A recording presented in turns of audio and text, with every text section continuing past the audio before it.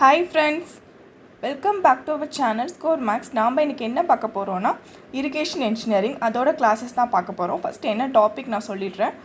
Canal ஹெட்வொர்க்ஸில் diversion headworks layout பார்த்துருந்தோம், அதோட காம்பனன்ட்ஸ்லாம் பார்த்துருக்கோம். போன வீடியோவில் நம்ம ரிவர் ட்ரைனிங் ஒர்க் வரைக்கும் ஃபினிஷ் பண்ணியிருக்கோம். ஸோ இந்த வீடியோவில் fish ladder, divide wall, so canal head regulator remaining topics cover பண்ணிடலாம். கண்டிப்பாக இது ரொம்பவே இம்பார்ட்டண்ட்டான டாபிக் அண்ட் ஈஸியான டாபிக். ஸோ அண்டர்ஸ்டாண்ட் பண்ணிக்கிட்டிங்கன்னா ரொம்பவே ஈஸியாக இருக்கும். சரி, வாங்க இப்போ நம்மளோட கிளாஸ்க்குள்ளே போகலாம்.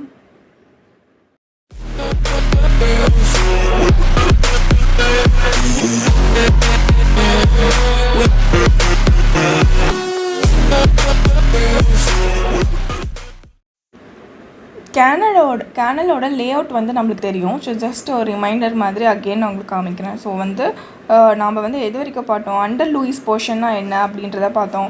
ஸோ அது சில்ட்டை கொஞ்சம் ப்ரிவெண்ட் பண்ணும். ஸோ நெக்ஸ்ட் நம்ம கேனல் ஹெட்வொர்க்ஸ்க்கு அங்கே போகிறதுக்கு வாட்டரை கொண்டு போகும். அதுக்கப்புறம் டிவைட் வால் பார்த்தோம். ஸோ டிவைட் வால் அப்படின்றனா என்ன அப்படின்றது உங்களுக்கு நான் ஆல்ரெடி சொல்லியிருந்தேன், பட் நம்ம தெளிவாக பார்ப்போம். அப்புறம் ஃபிஷ் லேடர் இருக்குது அண்ட் கேனல் ஹெட்வொர்க்ஸ், ஹெட் ரெகுலேட்டர், அது எல்லாமே ரொம்பவே இம்பார்ட்டண்ட்டான காம்பனன்ட்ஸ் நம்மளோட கேனல் அந்த டிசைனில் அந்த ஒர்க்கில். ஓகேவா? இப்போது நம்ம டிசைன் வால் பார்க்கலாம். ஸோ டிவைட் வால் பார்க்கலாம். ஸோ நேம்லேயே தெரியுது டிவைட் வால் அப்படின்னு சொல்லிட்டு. டிவைட் ஏதோ ஒன்று தான் அதை டிவைட் பண்ணுது. எதை அப்படின்னு நீங்கள் பார்த்தீங்கன்னா நம்மளோட இங்கே இருக்குது பாருங்கள். ஸோ நம்மளோட இந்த வியர் ப்ராப்பர் அப்படின்னு சொல்லுவோம் இந்த போர்ஷனை மோஸ்ட்டாக. அதையும் நம்மக்கிட்ட இருக்க அண்டர் லூயிஸையும் அது நம்மளுக்கு டிவைட் பண்ணி கொடுக்குது. ஸோ அதனால தான் அதுக்கு நேமே டிவைட் வால் அப்படின்னு வந்திருக்கு. So divide wall is a long masonry concrete wall which is constructed at right angles of the axis of wire to separate the underluis from the wire proper. So weir ப்ராப்பரும் அந்த undersluice, அந்த wire ப்ராப்பர்னால் அது ரொம்ப மேஜரான portion இல்லையா? So அதுலேருந்து தான் நம்மளுக்கு நெக்ஸ்ட்டு அண்டர்லூயிஸ் வருது. ஸோ அதனால தான் அதுக்கு வியர் ப்ராப்பர் அப்படின்னு நேம் வந்திருக்கு. ஸோ அதையும் நம்ம அந்த க்ரஸ்ட்டு, அந்த வயர் க்ரஸ்ட்டையும் அது கூட இருக்க அந்த அண்டர் லூயிஸையும் நம்மளுக்கு டிவைட் பண்ணுது. ஸோ அதுதான் மெயினாக அது எப்படி நம்ம இருக்குன்னா, அது நம்மளுக்கு பர்பெண்டிகுலர் ரைட் ஆங்கிள்ஸ்லாம் இருக்கும். மேஷனரியில் கான்க்ரீட்டில் தான் நம்ம கன்ஸ்ட்ரக்ட் பண்ணியிருப்போம். Just a wall. Okay. So divide wall can be designed as cantilever retaining wall subjected to silt resume and water pressure from the underluis side. So நீங்கள் இந்த டிசைன் பார்த்திங்கனாலே இது ஒரு கேன்டிலீவர் அந்த ஒரு டிசைனில் தான் இருக்கும் most of the time. So அது மட்டும் இல்லை, பர்பஸ் பார்த்திங்கன்னா நம்மளுக்கு சில்ட். ஸோ இங்கேருந்து வர சில்ட் சப்போஸ் நம்மளுக்கு ஒரு குவான்டிட்டி இருக்குன்னா அது நம்ம அண்டர்லூயிஸ்னு சில்ட் இருக்கும். பட் ஒரு குறிப்பிட்ட அமௌண்ட்டை அது நம்மளுக்கு அங்கேயே ரெஸ்யூம் பண்ணி வைக்குது. தட் மீன் தடுத்து நிறுத்துது அப்படின்னு சொல்கிறாங்க. அது மட்டும் இல்லாமல் நம்ம அதிகமாக ஒரு வாட்டர் ப்ரெஷர் அண்டர் லூயிஸ்க்கு அதிகமான வாட்டர் ப்ரெஷர் கொடுத்தா சில டேமேஜஸ் நடக்க சான்ஸ் இருக்குது, டர்புலன்ட் ஃபார்ம் ஆக சான்சஸ் இருக்குது. ஸோ அந்த வாட்டர் ப்ரெஷரையும் கண்ட்ரோல் பண்ணுது. பிகாஸ் ஒரு வால் இருக்குது, ஒரு தடுப்பு போட்டிருக்கோம், டிவைட் பண்ணியிருக்கோன்னா கண்டிப்பாக அதோட ப்ரெஷரும் குறையுது. ஸோ இதுதான் மெயினான காம்பனன்ட்ஸ். ஸோ டிவைட் வால் பார்த்திங்கன்னா extends on upstream side beyond the beginning of the canal head regulator and the downstream side it extends up to the head loose protection of the land loose. That means the height சொல்கிறாங்க நம்மளுக்கு அந்த canal head regulator வரைக்கும் அப்ஸ்ட்ரீம்லையும் டவுன்ஸ்ட்ரீம்லையும் and நீங்கள் குறைஞ்சிக்கிட்ட வரும்போது நம்மளுக்கு that mean அது அப்ஸ்ட்ரீமில் canal regulator வரைக்கும் and டவுன்ஸ்ட்ரீமில் நம்மளுக்கு அண்டர் லூயிஸ் வரைக்கும் அதோட ஃபார்மேஷன் இருக்கும். ஓகேவா?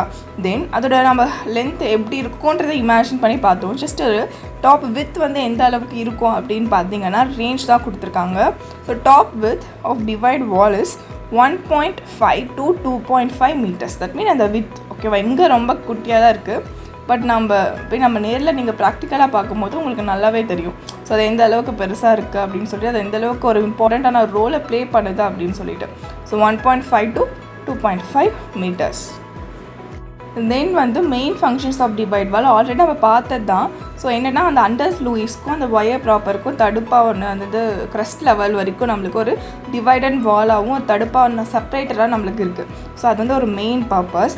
அதுக்கப்புறம் பார்த்திங்கன்னா நான் ஆல்ரெடி சொன்ன மாதிரி தான் அங்கேருந்து வர பாக்கெட், தட் மீன் நம்ம ஒயர் ப்ராப்பர் பாக்கெட்லேருந்து வர வாட்டர் லெஸ் டர்புலண்ட்டாக நம்மளுக்கு இங்கே அண்டர் லூயிஸ்க்கு வரும்போது டிவைட் வாலால் தான் நம்மளுக்கு அதோட அந்த ஃப்ளோ வந்து குறையுது. ஓகேவா? ஸோ அது ஏன்னா அப்படி வரும்போது நம்மளுக்கு அங்கே வந்து டெபாசிஷன், ஸோ அங்கேயே வந்து ரெஸ்யூம் ஆகிடும். குறிப்பிட்ட அமௌண்ட் ஆஃப் சில்ட் வந்து அங்கேயே ரெஸ்யூம் ஆகிட்டு ஸோ அதுக்கடுத்து போகும்போது இந்த சில்ட் ஃப்ரீ வாட்டராக நம்மளுக்கு கேனலுக்குள்ளே போகிறதுக்கு இது ஒரு மெயினான ஃபங்க்ஷன். ஓகேவா?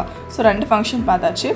தேர்டு பார்த்திங்கன்னா அதே தான் cross current. So that mean cross கரண்ட்லாம் ஒரு டைப் ஆஃப் எப்படி சொல்கிறது, நம்ம வாட்டர் ஃப்ளோவில் வர ஒரு ஃபோர்ஸஸ் தான்.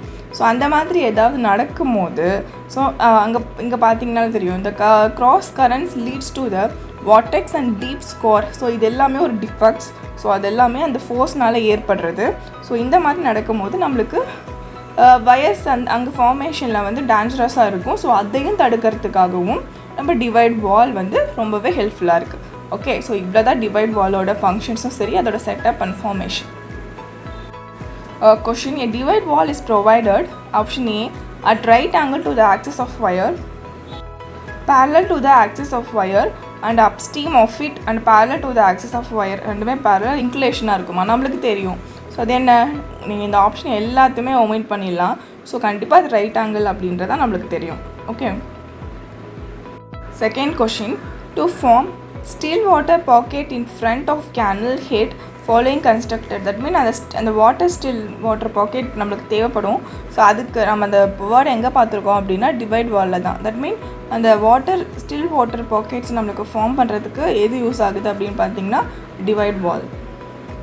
ஸோ இது வந்து என்ன பாருங்கள், நெக்ஸ்ட்டு ஃபிஷ் லேடர். ஸோ இது வந்து ரொம்பவே இன்ட்ரெஸ்டிங்காக இருக்கும். இப்போ நேம்லேயே ஃபிஷ் லேடர் அப்படின்னா ஸோ என்னது, ஒரு ஏணி தான் லேடர் அப்படின்னு சொல்லுவோம். ஸோ எதுக்காகனா ஃபிஷ் வந்து ஸோ நம்மளோட அந்த சைடு அந்த நம்மளோட வயர் ப்ராப்பரில் இருந்து நெக்ஸ்ட்டு சைடு நம்மளுக்கு கொண்டு போகணும். ஸோ அங்கே வரத்துக்காக ஃபிஷ். ஸோ எல்லா ஃபிஷ்ஷுமே வந்து உங்களுக்கு வந்து இந்த ஃபிஷ் லேடரை யூஸ் பண்ணுமா அப்படின்னு கிடையாது. ஒரு டைப் ஆஃப் ஃபிஷ். ஸோ அதை வந்து நம்ம கண்ட்ரியில் ஆண்டோட்ரோமஸ் ஃபிஷ் அப்படின்னு சொல்லுவாங்க. பிகாஸ் இப்போ ட்ராவல் பண்ணுற ஃபிஷ் எல்லாமே எதுக்காக போகும் அப்படின்னு நீங்கள் நினைக்கிறீங்க? ஸோ வந்து ப்ரீடிங்காகவும் இல்லை ஒவ்வொரு மைக்ரேட் ஆகிட்டு அது அங்கேயே தங்காது, ஜஸ்ட் ரிட்டன் பேக் வரும் சில ஃபிஷ்ஷஸ். ஸோ அந்த மாதிரி டைப் ஆஃப் ஃபிஷ்ஷஸ் தான் இங்கே நம்ம என்ன சொல்கிறோன்னா அந்த குரூப்புக்கு பேர் ஆண்ட்ரோட்ரோமஸ். ஸோ இந்த ஃபிஷ் வந்து பார்த்திங்கன்னா fish move from upstream to downstream in the beginning of winter in search of vomit and return upstream before the monsoon for the clearer water. That mean அது வந்து அங்கே போயிட்டு எப்படி சொல்கிறது, வின்டர் சீசனில் அது வந்து நம்மளோட அப்ஸ்ட்ரீம்லேருந்து டவுன்ஸ்ட்ரீம்லேருந்து அப்ஸ்ட்ரீமோ அது வந்து ட்ராவல் பண்ணி போயிட்டு அங்கே வந்து ஏன்னா அங்கே வின்டராக இருக்கும் போது அங்கே கொஞ்சம் வார்மாக இருக்கும்னு சொல்லிட்டு ஸோ அதுக்கப்புறம் ரிட்டன் அதோட எல்லாம் அந்த கிளியர் வாட்டர் கிடச்சோடனே திருப்பி ரிட்டன் வந்துடும். ஸோ அந்த மாதிரி ஃபிஷ்லாம் ஆண்ட்ரோட்ரோமஸ். ஸோ இது எல்லாத்துலேயுமே நம்ம கன்சிடர் பண்ணி தான் கன்ஸ்ட்ரக்ட் பண்ணணும். ஆஸ் எக்கோ ஃப்ரெண்ட்லியாக நம்ம இருக்கிறது தான் நம்மளோட மெயின் கான்செப்டே இப்போதைக்கு இருக்குது. ஸோ அப்படி இருக்கும்போது நீங்கள் ஒவ்வொரு டேமோ இல்லை ரிசர்வரை பார்த்தீங்கன்னா ஸோ நீங்கள் வந்து இதுக்கு முன்னாடி டேம்ஸ்லாம் போயிருப்போம், அப்போல்லாம் வந்து நம்ம இதை வந்து கரெக்டாக நோட் பண்ணியிருக்க மாட்டோம். ஸோ சின்ன அந்த வயர்ஸ் எல்லாம் பார்த்துருப்போம். பட் நீங்கள் நெக்ஸ்ட் டைம் எங்கேயாவது போனீங்கன்னா இந்த செட்டப் இருக்கா அப்படின்றத பார்த்துக்கோங்க. மோஸ்ட் ஆஃப் த எல்லா இடத்துலையுமே சரி இந்த செட்டப் வந்து வச்சுருப்பாங்க. ஓகேவா? ஒரு டவுட் வரும் சில டைம் வந்து இந்த செட்டப் இல்லை, என்னோட அந்த கன்ஸ்ட்ரக்ஷனில் ஃபிஷ் லேடர் வைக்கலை.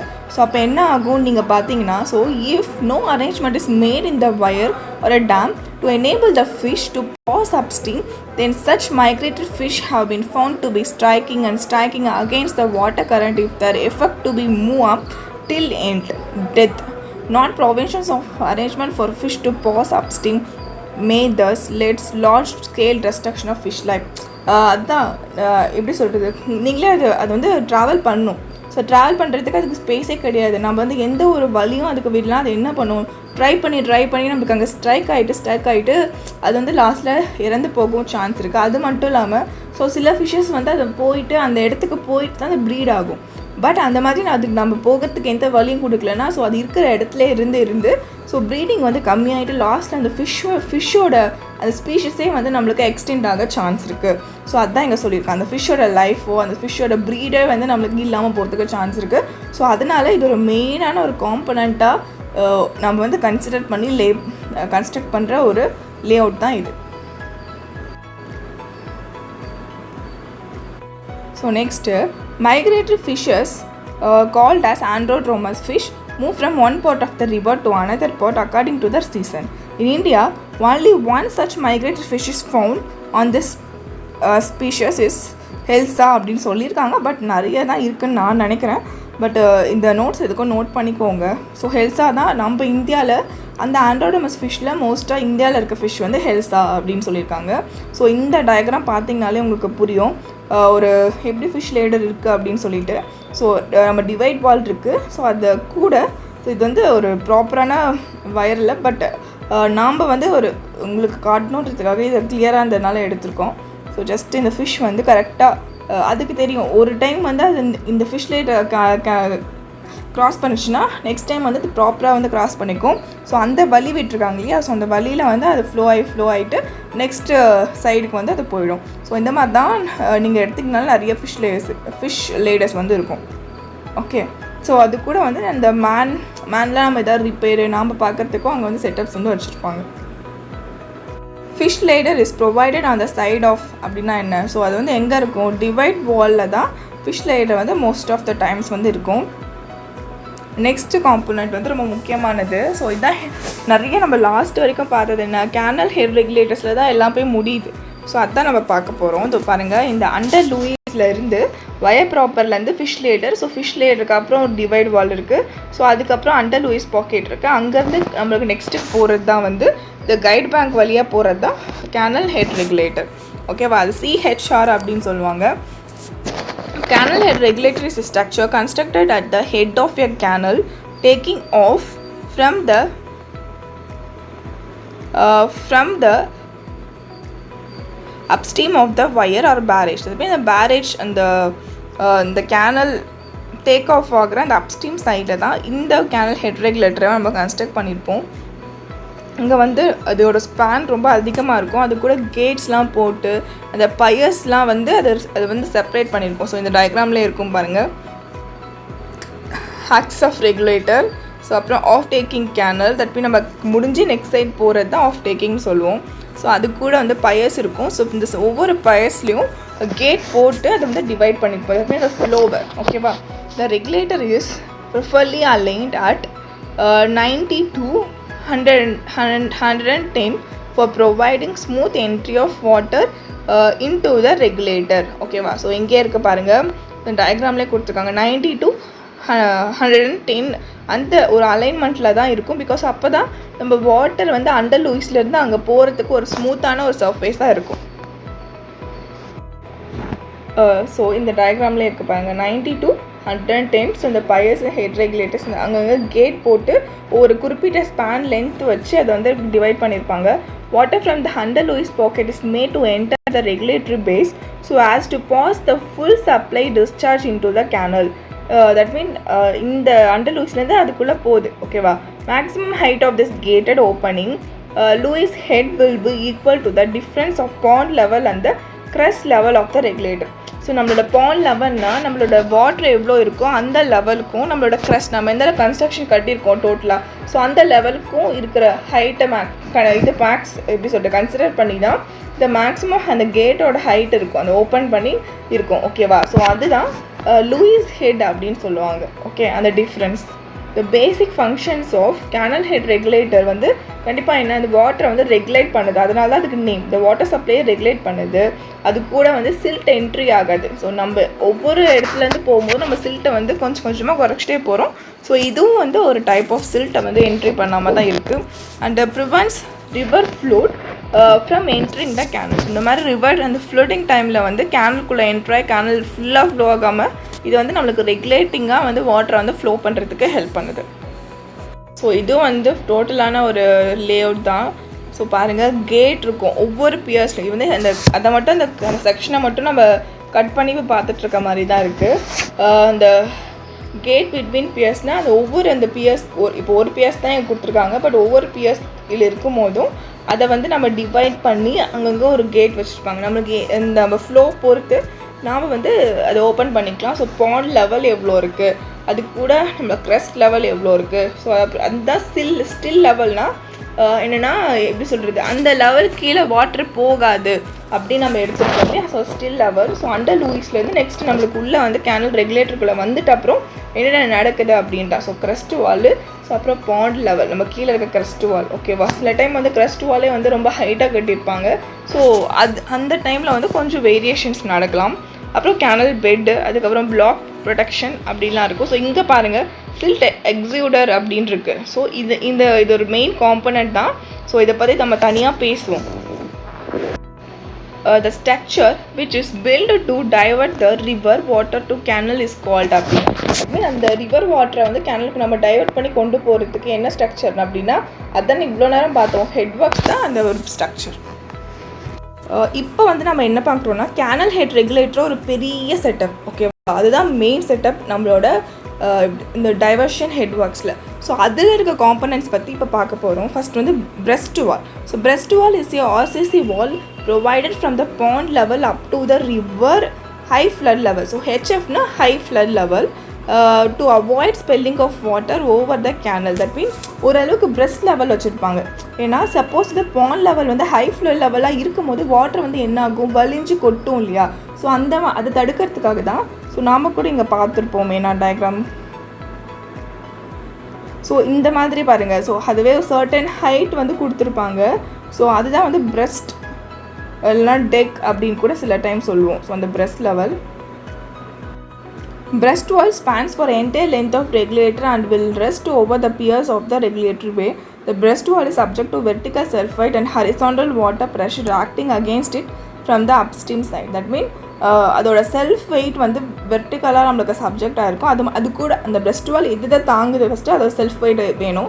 அது கூட அந்த horizontal flow of water pressure வந்து அப்ஸ்ட்ரீம் சைடில் இருந்து வரதையும் அது தாங்குற மாதிரி அதை டிசைன் பண்ணியிருப்பாங்க. 2 டைப் ஆஃப் ஃபோர்ஸையோ அந்த வெயிட்டையும் அது வந்து தாங்கிட்டு இருக்கு. So next weir or barrage regulation and silt control. So இது வந்து நெக்ஸ்ட்டு அதோட ஃபங்க்ஷன் மாதிரி காம்பனன்ட்ஸ் பார்க்குறோம். Silt can be removed from entering water by operating the underluis of the barrage or wire. நம்ம அண்டர்லூயிஸ்லேயே ஓரளவுக்கு வாட்டர் தட் மீன்ஸ் சில்ட்டை வந்து reduce பண்ணிடுறோம். So அதுக்கடுத்து எதுக்கு நம்ம இங்கேயும் பண்ணுறோம் அப்படின்றத பார்க்கலாம். Supplies the entering the canal which takes off from the upstream of the wire, barrage and regulated by the two ways. So இங்கே இதையும் தாண்டி கேனல் பேஸ்க்குள்ளே அந்த சில்ட் வருதுன்னா அதை எப்படி பண்ணோம் அப்படின்னா சில்ட் பாண்ட் ரெகுலேஷன் இல்லை செமி ஓப்பன் ஃப்ளோ ரெகுலேஷன், இந்த 2 மெத்தட்ஸ் யூஸ் பண்ணி தான் அதில் இருக்க சில்ட்டை வந்து அவங்க வந்து ஓரளவுக்கு ரிமூவ் பண்ணுவாங்க. So first silt pond regulation அப்படின்னா in this method of regulation all the gates of the undersluice are kept closed while the canal is running. Hence the underluis pockets draws only as much discharge as is required for the canal. This is very useful method to control the amount of silt of entering canal. That means இந்த method பார்த்தீங்கன்னா still பாண்ட்னாலே தெரியும். So அந்த ஃப்ளோவெல்லாம் தடுத்துட்டு இப்படி ஸ்டில்லாக அந்த வாட்டரை வச்சுப்போம் அந்த bond லெவலில். தட் மீன் நம்ம அண்டர்லூயிஸில் இருக்க எல்லா கேட்டையும் நம்ம வந்து என்ன பண்ணுறோம் அப்படின்னா க்ளோஸ் பண்ணுறோம். ஆனால் வந்து கேனல் ரன் ஆகிட்டே இருக்குது, வாட்டர் ஃப்ளோ ஆகிட்டே இருக்கும்போது டக்கு நம்ம க்ளோஸ் பண்ணும்போது அங்கே என்ன இருக்குன்னா கொஞ்சம் சில்ட் வந்து அங்கேயே வந்து அதுக்கு டெபாசிட் ஆகிடும். ஸோ டக்கு நம்ம ஃப்ளோ பண்ணும் போது அந்த சில்ட் கீழே இருக்கும். ஸோ வாட்டர் வந்து நம்மளுக்கு ட்ரைன் ஆஃப் ஆகிடும். ஸோ இந்த மாதிரி method still pond regulation method, this is very useful method to control the amount of silt entering the canal. ஓகேவா, ரொம்பவே 2 மெத்தட்லேயும் அந்த சில்ட் பாண்ட் ரெகுலேஷன் மெத்தட் தான் ரொம்பவே யூஸ்ஃபுல்லாக இருக்குது அண்ட் எஃபெக்டிவாக இருக்குது. This method is possible only when the crest of the canal head regulator is high above the upstream floor of the underluis. That means நம்ம crest பற்றி பார்த்தோம் இல்லையா, அது வந்து கீழே நம்ம எந்த அளவுக்கு அந்த கீழேருந்து நம்ம கட்டியிருக்கோம் அந்த crest அடிப்பகுதி தான். ஸோ அது வந்து நம்ம அண்டர்லூயிஸ் அப்ஸ்ட்ரீமில் இருக்க அண்டர்லூயிஸை விட கொஞ்சம் ஹையாக இருக்கும் போது தான் இதை வந்து நம்ம பண்ண முடியும். ஸோ நீங்களே இமேஜின் அப்போ தான் சில்ட் டெபாசிட் ஆகும், நம்ம கரெக்டாக ஃப்ளோ கொடுக்க முடியும். பட் கொஞ்சம் மாதிரி இருந்துச்சுன்னா இந்த மெத்தடும் வந்து நம்மளுக்கு யூஸ்லெஸ் தான் ஆகிடும் அப்படின்னு சொல்கிறாங்க. So next is semi-open flow regulation. This method does not provide proper control on entry of silt into the canal because turbulence created in the pocket tends to raise the coarser material upwards and enter the canal. That means இந்த method அந்தளவுக்கு ப்ராப்பராக இல்லை. ஏன்னா நம்ம வந்து turbulence create பண்ணுவாங்க. So இந்த open flow மெத்தடில் டர்புலன்ஸ் வந்து அந்த ஃப்ளோவாலே க்ரியேட் ஆகிடும். ஸோ க்ரியேட் ஆனவுடனே என்ன ஆகும் அப்படின்னா அந்த லூயிஸ் பாக்கெட்டில் இருக்க வாட்டர்லாம் சேர்ந்து கோசர் மெட்டீரியல்லாம் நம்மக்கிட்ட இருக்க சில்ட்டு கூட சேர்ந்து எல்லா மெட்டீரியலும் சேர்த்து வந்து அந்த கேனலுக்குள்ளே என்ட்ரு பண்ணி விட்டுடும். ஸோ அப்போ இந்த மெத்தட் கொஞ்சம் ஒரு சில டைம் வந்து ஃபெயில் ஆக சான்ஸ் இருக்குது. ஸோ அதனால் வந்து இதை வந்து யாருமே ரெக்கமெண்ட் பண்ண மாட்டாங்க. So next silt control devices. So இதுதான் ரொம்ப முக்கியம். ஸோ பார்த்துக்கலாம். சில்ட் எக்ஸ்க்யூடர்னால் சில்ட்டை வந்து எடுக்கிறோம் வெளியே. ஓகேவா, எக்ஸ்க்யூட் பண்ணுறோம். சில்ட்டை மட்டும் விட்டுட்டு மற்ற எல்லாம் உள்ளே கொண்டு போகிறோம். ஓகேவா. This device are constructed on the river bed in front of the head regulator. In this type of works, silt is removed from the water before it enters the canal. That means silt வந்து இப்போ கேனலுக்குள்ளே வரதுக்கு முன்னாடியே அந்த சில்ட்டை தனியாக execute பண்ணிவிட்டு மற்றதை மட்டும்தான் கேனலுக்குள்ளே enter பண்ணுவாங்க. ஸோ அந்த செட்டப் தான் பேர் சில்ட் எக்ஸ்க்யூட்டர். ஸோ இந்த இதில் வந்து கிளியர் வாட்டர் மட்டும் நம்மளுக்கு உள்ளே என்ட்ரு ஆகிற மாதிரியும் சில்ட் எல்லாமே எக்ஸ்க்யூட்டரில் வந்து எடுத்துருவாங்க. அந்த சில்ட் இருக்க வாட்டரை மட்டும் தனியாக எடுத்துருவாங்க. ஸோ இதோட வெலாசிட்டி பாருங்கள், மினிமம் வெலாசிட்டி வந்து 2 to 3 meter per second must be maintained and through the canals to keep them free from silt deposit. ஓகேவா, சில்ட் நம்ம எடுத்துகிட்டு தான் இருக்கோம், இருந்தாலும் அந்த சில்ட்டை அந்த ஒரு ப்ராப்பரான வெலாசிட்டி நம்ம மெயின்டைன் பண்ணால் தான் எந்த ஒரு சில்ட் டெபாசிட்டும் நடக்காமல் இருக்கும். ஸோ இதுதான் சில்ட் எக்ஸ்க்யூட்டர் எப்படி இருக்குது. இந்த சில்ட் எக்ஸ்க்யூட்டர்னால் என்ன அப்படின்னு நம்ம புரிஞ்சுக்கணும். ஏன்னா நெக்ஸ்ட்டு நம்மளுக்கு சில்ட் எக்ஸ்ட்ராக்டர் வருது. ஸோ சில்ட் எஜெக்டர் இல்லைனா எக்ஸ்ட்ராக்டர். ஸோ இந்த நேமில் இருக்க எக்ஸ்ட்ராக்டர் நமக்கு கலந்துட்டு இருக்குது, வாட்டரில் சில்ட் இருக்குது. ஸோ அதை வந்து தனியாக நம்ம எடுக்கிறோம். ஸோ இது என்னென்னா ஒரு கண்ட்ரோல் டிவைசஸ்லாம் வச்சு நம்ம கேனலுக்குள்ளே என்ட்ரான வாட்டரில் இருக்க சில்ட்டை மட்டும் தனியாக எடுப்போம். ஸோ அதுதான் சில்ட் எக்ஸ்ட்ராக்டர் இல்லைனா silt ejector. This devices are provided in canal a little distance downstream from the head. இந்த ஹெட் ரெகுலேட்டருக்கு கொஞ்சம் தள்ளி வந்து இந்த செட்டப் வந்து நம்ம வந்து கொடுத்துருப்போம். ஸோ இப்போ என்ன பார்த்துருக்கோம், எக்ஸ்க்யூட்டர் அப்படின்னா கேனலுக்குள்ளே வரத்துக்கு முன்னாடி அந்த வாட்டர் தனியாக பிரித்து எடுத்துகிறோம் சில்ட்டை. அண்ட் சில்ட் எக்ஸ்ட்ராக்டர்னால் உள்ளே கலந்து கேனலில் வந்த வாட்டரில் இருக்க சில்ட்டை எடுக்கும். ஓகேவா. ஸோ நெக்ஸ்ட்டு நம்ம எல்லாருக்குமே ஒரு டவுட் வரும், இது ரெண்டுத்தில் எது ரொம்பவே பெட்டர், சில்ட் எக்ஸ்க்யூட்டராக சில்ட் எக்ஸ்ட்ராக்டராக நம்மளுக்கு பெட்டர் அப்படின்னு சொல்லிட்டு. ஸோ அதை பற்றி பார்க்கலாம். So which one is better, silt excluder or silt extractor? So நீங்கள் வந்து ஒரு கெஸ் பண்ணுங்கள், பட் நம்ம இவங்க கொடுக்குற ரீசன் எப்படின்றத பார்க்கலாம். The basic principle of silt removal is that the silt is kept in the suspension by the force of vertical head is created by the friction of the flowing water against the bed. The chance of less turbulence and the providing a smooth approach canal may be better attain the canal rather than the river bed அப்படின்னு சொல்லியிருக்காங்க. That mean நம்ம வந்து silt extractor வந்து என்னென்னா நம்ம உள்ள கேனலுக்குள்ளே வந்ததுனால அந்த வாட்டரை வந்து நம்மளை கரெக்டான ஒரு சஸ்பென்ஷனில் வச்சுக்க முடியும். நம்ம தேவையான எடிஸ் க்ரியேட் பண்ணிக்கலாம், அந்த ஃப்ரிக்ஷனும் இருக்கும், அந்த மாதிரி இருக்கும், லெஸ் டர்புலன்ஸும் இருக்கும், அந்த டிஸ்டர்பன்ஸ் எல்லாமே கம்மியாக இருக்கும். ஸோ அந்த மாதிரி டைமில் நம்ம வாட்டரை வந்து நம்ம சொல்கிறத வந்து அது கேட்குற மாதிரி நம்ம வந்து செட்டப் பண்ணிக்கலாம் நம்ம உள்ள கேனலுக்குள்ளே வந்த வாட்டரை. ஸோ அதிலேருந்து நம்ம சில்ட் எடுக்கிறது ரொம்பவே ஈஸியான மெத்தட், ஒரு எஃபெக்டிவாக நம்மளுக்கு எஃபிஷியன்சி ரொம்ப அதிகமாக இருக்குது அப்படின்னு சொல்லியிருக்காங்க. ஸோ அதனால் நீங்கள் பார்த்தீங்கன்னாலும் தெரியும், எக்ஸ்ட்ராக்ட் பண்ணுறது ரொம்ப ஈஸி, பட் அதை வந்து எக்ஸ்க்யூட் தனியாக எடுத்து வைக்கிறது ரொம்ப கஷ்டம். ஸோ ஏன்னா உள்ளே வந்ததுனால அதை வந்து நம்ம கரெக்டான வெலாசிட்டியோ இல்லை டிஸ்சார்ஜோ பண்ணி நம்ம வந்து அதை வந்து எக்ஸ்ட்ராக்ட் பண்ணிடலாம். The works which are constructed in the canal, that is silt extractor or ejector, will be definitely be superior and more effective than the works which is constructed in the river bed. Because நம்ம வந்து எக்ஸ்க்யூட்டரை வந்து river பெட்டில் தான் நம்ம construct பண்ணுவோம் உள்ள ஸ்டார்டிங்கில். So அது வரும்போது அதுக்குள்ளே நிறைய ஃபோர்ஸஸ் இருக்கும், எடிஸ் எப்படி வேணாலும் க்ரியேட் ஆகும், ஸோ இந்த மாதிரி டர்புலன்ஸ் இருக்கும். ஸோ அதில் வந்து நம்ம ஒர்க் பண்ணி எஃபெக்டிவாக இருக்குமான்றது நம்மளுக்கு தெரியாது. குறிப்பிட்ட அமௌண்ட் எடுக்கலாம், பட் நம்ம எக்ஸ்ட்ராக்டரில் உள்ளேருந்து நம்ம கேனலுக்குள்ளே கட்டுற எக்ஸ்ட்ராக்டர் வந்து ரொம்பவே எஃபெக்டிவாக இருக்குது எக்ஸ்க்யூட்டரோட. ஸோ அப்போது நம்மளோட சில்ட் எக்ஸ்ட்ராக்டர் தான் ரொம்பவே பெட்டர் தென் சில்ட் எக்ஸ்க்யூட்டர். ஸோ உங்களுக்கு புரியுதா? சில டைம் கொஷின்ஸ் வரலாம், எக்ஸ்க்யூட்டராக எக்ஸ்ட்ராக்டராக ரெண்டுமே வேறு. ஸோ கேனலுக்குள்ளே இருக்கிறது எக்ஸ்ட்ராக்டர், கேனலுக்கு வெளியே பண்ணுறது எக்ஸ்க்யூட்டர். ஸோ அதில் ரொம்ப பெஸ்ட் என்னன்னு பார்த்தீங்கன்னா, எஃபெக்டிவ் என்ன அப்படின்னு பார்த்தீங்கன்னா சில்ட் எக்ஸ்ட்ராக்டர் தான் ரொம்பவே effective. Entry of silt into the canal is controlled by, நம்ம கேனலுக்குள்ளே வர சில்ட்டை நம்ம எப்படி கண்ட்ரோல் பண்ணுவோம், அந்த எக்ஸ்க்யூட்டரை வச்சு தான் கண்ட்ரோல் பண்ணுவோம் கேனலுக்குள்ளே வரதுக்கு முன்னாடி. ஓகேப்பா. சில்ட் எஜெக்டர் இஸ் ப்ரொவைடட் இந்த கேனல் இந்த ஹெட் ரீச் அப்படின்னு சொல்லுவோம். ஸோ அங்கே தான் இருக்குது, ஹெட் ஒர்க்ஸில் இல்லை, ஹாஃப் டேக்கிங் கேனல்ஸில் இல்லை, கேனல் ஹெட் ரெகுலேட்டருக்கும் முன்னாடி நம்ம க்ரஸ்ட் அந்த இடத்துல தான் பண்ணுவோம். So head reach. Which of the following controls the entry of silt and prevent river floods from entry into the main canal? So இதுதான் இவ்வளோ நேரம் படித்தது, என்ட்ரி ஆஃப் சில்ட்டு, இந்த ஃப்ளட்ஸ் எல்லாத்தையும் கண்ட்ரோல் பண்ணுற இந்த ஒர்க் அண்ட் செட்டப்புக்கு பேர் என்ன? Head works. ஓகே. இது உங்களுக்கு தெரியுதான்னு பாருங்கள், ரொம்ப ஈஸியான கொஷின் தான். Which of the following is not a part of the diversion head works? ஓகேவா? ஸோ அந்த டைவர்ஷன் ஹெட் ஒர்க்ஸில் எது பார்ட் இல்லை, பேரேஜ் இல்லைன்னா பயஸ் அப்படின்னு சொல்லுவோம். ஸோ அது ஒரு பார்ட்டு. ஸோ டிவைட் வால் பார்த்தோம், ரெகுலேட்டர், ஹெட் ரெகுலேட்டர் பார்த்தோம், டிஸ்ட்ரிபியூட்ரி. ஸோ டிஸ்ட்ரிபியூஷன் பற்றியும் டிஸ்ட்ரிபியூட்ரி பற்றியும் நம்ம எதுவுமே பார்க்கல. ஸோ அப்போது இது வந்து ஹெட் ஒர்க்ஸோட பார்ட் கிடையாது. ஸோ இவ்வளோ தான் கேனல் ஹெட் ஒர்க்ஸ். ரொம்பவே ஈஸியாக இருந்தது இல்லையா? ஸோ என்னால் முடிஞ்ச அளவுக்கு எக்ஸாம் பாயிண்ட் ஆஃப் வியூவில் ஒவ்வொரு ஒரு டாபிக்னாலும் நான் டீட்டெயிலாக தான் உங்களுக்கு இரிகேஷனில் நான் வந்து என்னால் முடிஞ்ச அளவுக்கு டீச் பண்ணியிருக்கேன். நெக்ஸ்ட் டாபிக் என்னென்னா கிராஸ் ட்ரைனேஜ் ஒர்க்ஸ். ஸோ இது வந்து 1 or 2 வீடியோ தான் இருக்கும். ஸோ இவ்வளோ தான் நினைக்கிறேன். பட் இன்னும் ஏதாவது டாபிக்ஸ் இரிகேஷனில் இருக்கா அப்படின்றத நீங்கள் வந்து கமெண்ட் பண்ணுங்கள். ஸோ கண்டிப்பாக வந்து இந்த வீடியோ வந்து உங்களுக்கு யூஸ்ஃபுல்லாக இருக்கும்னு நினைக்கிறேன். பிகாஸ் வந்து நம்ம நிறைய கொஷின்ஸும் பார்த்துருக்கோம், அது கூட நிறைய விஷயங்கள் பேசியிருக்கோம். ஸோ இதெல்லாமே வந்து இப்போ நான் சொன்னதே வந்து நீங்கள் காதில் வாங்கியிருந்தாலே உங்களுக்கு ஒவ்வொன்றும் என்னென்ன மாதிரி ஒர்க் பண்ணும் அப்படின்றது தெரியும். ஸோ அதனால் இரிகேஷன்றது ரொம்பவே ஈஸியான சப்ஜெக்ட் தான். ஸோ நம்ம எந்த அளவுக்கு நம்ம ஃபஸ்ட் டைம் படிக்கும் போது நீங்கள் புரிஞ்சுக்கிட்டிங்களா, நெக்ஸ்ட் கொஷின்ஸ்லாம் டிஸ்கஸ் பண்ணும் போது நீங்கள் கொஷின் ஆன்சர் அப்போல்லாம் எந்த கான்செப்ட்டும் நம்மளுக்கு தேவையே கிடையாது. ஜஸ்ட் இப்போவே கான்செப்ட் கிளியர் ஆகிடுச்சுன்னா கொஷின்ஸ் பார்க்குறீங்களா, ஆன்சர் டிக் பண்ணுறீங்களா, அப்போ உங்களுக்கு டவுட் வந்தால் ஆன்சர் எப்படி வந்தது, சம்ஸு அந்த மாதிரி தான். ஸோ இந்த இரிகேஷன் ஃபுல்லாக கிளாஸ் முடிஞ்சிட்டோடனே ஒரு ஃபுல்லாக ப்ராப்ளம்ஸ் பார்த்துடலாம். நம்ம 2-3 டாபிக்ஸில் ப்ராப்ளம்ஸ் வந்துச்சு.